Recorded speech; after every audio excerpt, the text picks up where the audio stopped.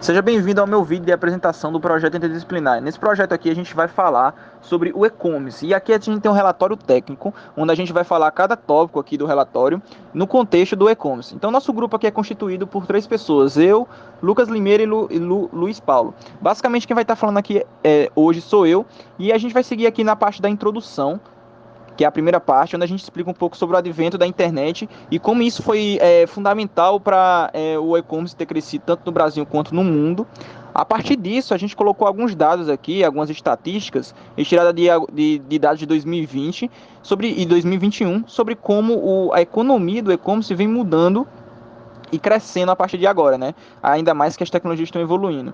Então a gente fala aqui um pouco sobre o contexto, a gente fala sobre algumas empresas como a Gol, que começou vendendo, né, ingressos online, ela foi a primeira empresa aérea, e a partir daqui a gente faz algumas contagem de datas, o que cada ano acontecia em 2003 e tal, a gente vai fazendo aqui essas coisas. Então seguindo aqui para a parte do problema, a partir do problema aqui, a gente deu um exemplo do problema no contexto da saúde, por exemplo, aqui no contexto da pandemia, onde o e-commerce em si foi de grande ajuda na prevenção e no combate na pandemia por conta das facilidades da internet.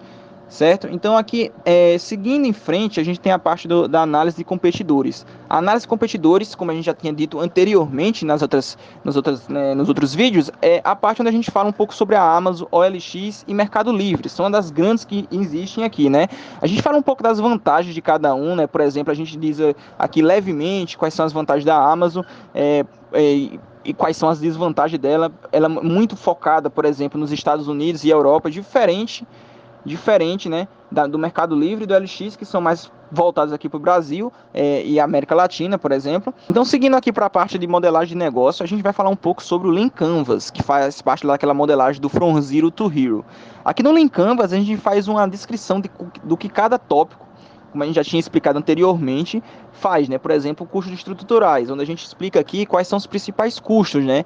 E eu sempre gosto de salientar que um dos principais custos são a parte do investimento de P&D, a parte de pesquisa e desenvolvimento de inovações, de novas tecnologias, como inteligência artificial, que a gente pode, por exemplo, implementar, por exemplo, preços que são preços mais variáveis, eles vão ser automáticos, basicamente, né? De acordo com a demanda. Temos como exemplo aí, por exemplo, a Uber, né? Então aqui a gente tem o nosso Lean Canvas, a gente já tinha entregado anteriormente. Aqui a gente fala, o próprio coisa aqui explica sobre a indicação da metodologia, né? Que é o From Zero to Hero, cada etapa dela aqui. E a gente tem aqui a etapa de avaliação, que é uma das etapas importantes do From Zero to Hero, que é a parte da gente fazer as perguntas para os usuários, os clientes que vão fazer, né? A gente tinha feito uma pesquisa de 9 pessoas usando o Google Forms, meio online, né? E a gente tinha feito algumas das perguntas aqui para tentar meio que ter uma ideia do que basicamente eles pensam, né? Então, a gente, por exemplo, perguntou aqui, a gente conseguiu tirar uma porcentagem das pessoas que comprariam produtos online. E claramente, né, foi uma porcentagem alta, mesmo pela quantidade de pessoas sendo um número baixo, né? 88% das pessoas comprariam produtos online. Basicamente, isso é uma realidade atualmente, certo? Então, a gente tem aqui, por exemplo, algumas das perguntas que a gente fez. O que é que as pessoas acham que seria necessário para resolver os problemas, né, que elas tiveram, né?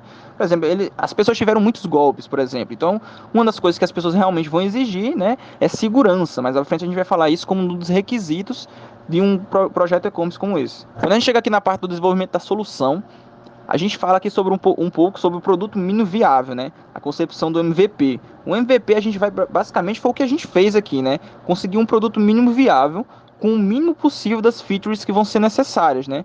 Por exemplo, a gente pode dar o exemplo do login, o cadastro é realmente o mínimo mesmo que é necessário, né? A parte do catálogo, dos itens, toda a estrutura dos requisitos é tudo totalmente o mínimo possível. É a partir dela que a gente consegue criar um produto mais viável, né? A gente vai aprendendo a cada interação, a cada loop que a gente vai fazendo aqui. Então aqui tem a fotozinha mostrando, né? Então a gente chega aqui na parte da build e no que se refere ao desenvolvimento ágil, aqui a gente tem toda a explicação. Mais uma vez a gente fala um pouco sobre o PID e sobre as novas tecnologias que precisam ser implementadas, né? A gente primeiramente, na etapa do entendimento lá do From Zero to Hero, a gente mais uma vez discutiu sobre isso aqui, sobre que é importante essa parte, e para conseguir sobressair sobre os concorrentes já pré-estabelecidos, né? Aí a gente pegou depois, foi para a parte da prototipação, inclusive foi essas partes, essas 3 partes aqui, a validação, a prototipação e o entendimento, foi as partes que a gente mais focou aqui, né? As partes que a gente conseguiu focar e tirar realmente proveito, né? Então, na prototipação a gente fez mais à frente utilizando um aplicativo chamado Figma. A gente pôde testar alguns conceitos e ideias. A gente teve os conceitos na hora que a gente levantou os requisitos, aí a gente pegou, foi lá e fez alguns conceitos de interfaces onde o usuário poderia utilizar, né? Então testamos esses conceitos, a gente utilizou muito como base os já existentes, né? E a partir deles a gente poderia fazer um negócio muito mais concreto. A gente fez a validação, né? A gente tem aqui, ele vai passar por todas as interfaces, são 12 no total que a gente colocou, que era o mínimo necessário, né? Mais uma vez explica aqui que foi o Figma que a gente fez. Essa parte aqui do Design Thinking, né?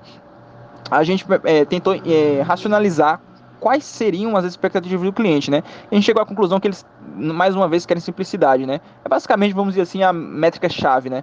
Do e-commerce, simplicidade. Porque todo mundo quer a simplicidade. O próprio e-commerce é já montado na ideia de simplificar compras, né? Facilitar para as pessoas, elas não têm que sair de casa. Então, por fim, a gente chegamos aqui no mapa, né? É um mapazinho que a gente fez das interfaces que cada coisa faz. E aqui são os requisitos funcionais e os não funcionais, né? Damos exemplos, né? Os funcionais aqui, o manter cliente, e isso aqui a gente já faz parte para uma divisão de pequenas, vamos dizer assim, pequenos requisitos dentro do manter cliente, criar uma conta do cliente, atualizar a conta, né? O CRUD, basicamente, né? Manter anúncios também, a mesma estrutura. Aí a gente fez esses requisitos, também tem os requisitos não funcionais, eles são um pouco mais abstratos, mas cada um deles aqui tem a explicação, basicamente aqui, confiabilidade, simplicidade, etc. E aqui por fim a gente tem as considerações finais, que basicamente eu só vou adiantando aqui, que a consideração final foi que o que é necessário nisso aqui é principalmente tanto o planejamento, é claro, mas como aquela parte do P&D, né, do projeto da pesquisa e desenvolvimento. Então basicamente é isso aqui nosso projeto, eu vou terminando aqui. Obrigado.